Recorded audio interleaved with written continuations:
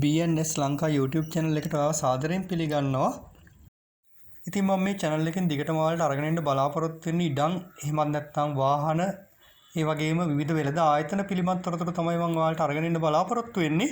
ඉතින් ඔයත් මේ දේවල් පිළිබඳ උනන්දුවක් දක්වන කෙනෙක් නම් දැන්ම subscribe කරන්න අපේ channel එක. ඒ වගේම පල්ලෙහා තියෙන bell එකේ ලකුණ ඔබන්න. එතකොට මම අලුත් වීඩියෝ එකක් දාපු ගමන් ඒක ඔයාලට බලා ගන්න පුළුවන්. හොඳ අද වීඩියෝ එකෙන් මම ඔයාලට අරගෙන ආවිත් තියෙන්නේ අලුත්ම ඉඩමක් නෙමෙයි කලින් වීඩියෝ එකක පෙන්නපු ඉඩම කොටසක් තමයි අද වීඩියෝ එකෙන් අරගෙන ආවිත් තියෙන්නේ. ඉතින් මම කලින් වීඩියෝ එක ඔයාලට පෙන්නුවා ආඩියම්බල්ම කජුලන්ත ප්‍රදේශයේ තියෙන ඉඩමක් ගැන. ඔයාලා මේ වීඩියෝ එක බලුවා නම් ඔයාලට මතක ඇති ඉඩම ගැන. ඉතින් අන්නේ ඉඩමේ කොටසක් තමයි මම අද වීඩියෝ එකෙන් ඔයාලට පෙන්වන්න යන්නේ. ඉතින් ගොඩක් අය අයිතිකත්ව කතා කරලා කිව්වලු මේ ඉඩමෙන් කොටසක් මිලදී ගන්නවා නම් මොන කොටසද අපිට ගන්න පුළුවන් කියලා.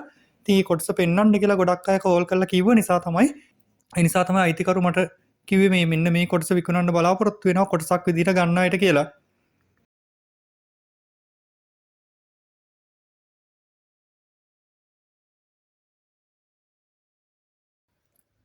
ඉතින් මේ ආණ්ඩියම්බලම කජුලන්ත ප්‍රදේශයේ ඉඳලා ඔයාට කටුනායක ගුවන්තොටුපළට අපනයන සැකසුම් කලාපයට එහෙමත් නැත්නම් කටුනායක කොළඹ අධිවේගී මාර්ගයට ඉතා ඉක්මනින් ගමන් කිරීමේ හැකියාව තියෙනවා. ඉතින් මේ ඉඩම් පර්චේස් 24ක ප්‍රමාණයක් තියෙනවා. අයිතිකරු මේ පර්චේස් එකක් විකුණන්න බලාපොරොත්තු වෙන්නේ ලක්ෂ 4ක මුදලකට කියලා කිව්වා. ඉතින් මේ අවට සාමාන්‍යයෙන් ඉඩම් විකිණෙන්නේ පර්චේස් එකක් ලක්ෂ 5ක විතර වගේ මුදලකට. නමුත් අයිතිකරු මේ ඉඩමේ පර්චේස් එකක් ලක්ෂ 4ක වගේ මුදලකට තමයි විකුණන්න බලාපොරොත්තු වෙන්නේ.